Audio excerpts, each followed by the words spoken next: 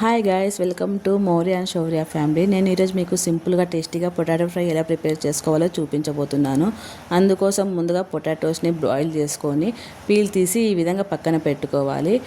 Next stove on చేసి కడాయి పెట్టుకొని సరిపడా ఆయిల్ వేసుకోవాలి. ఆయిల్ బాగా కాగిన తర్వాత వాటిలోకి ఆవాలు, జీలకర్ర యాడ్ చేయాలి. ఇవి చిటపటలాడుతున్నప్పుడు మనము ముందుగానే కట్ చేసి పెట్టుకున్నటువంటి ఆనియన్, పచ్చిమిర్చి, కరివేపాకు యాడ్ చేయాలి. వీటన్నిటిని బాగా కలుపుకోవాలి. ఇవి కొద్దిగా కలర్ చేంజ్ అయిన తర్వాత మనము కట్ చేసి పెట్టుకున్నటువంటి టమోటాస్ని కూడా యాడ్ చేయాలి.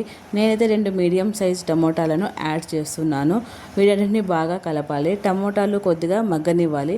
టమోటాలు మగ్గేంత లోపల మనము బాయిల్ చేసి పెట్టుకున్నటువంటి పొటాటోస్ని ఈ విధంగా మనము చూపించిన విధంగా బాగా స్మాష్ చేసి పక్కన పెట్టుకోవాలి.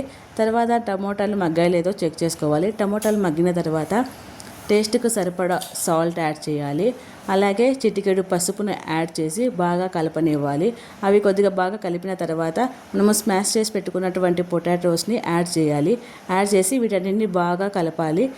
అంతే, ఎంతో రుచికరమైనటువంటి టేస్టీ పొటాటో ఫ్రై రెడీ అయిపోయింది. ఈ పొటాటో ఫ్రై దోశలోకి, లెమన్ రైస్లోకి చాలా బాగుంటుంది. ఒక్కసారి ట్రై చేసి చూడండి. Thanks for watching. Please subscribe చేయడం మాత్రం మర్చిపోకండి.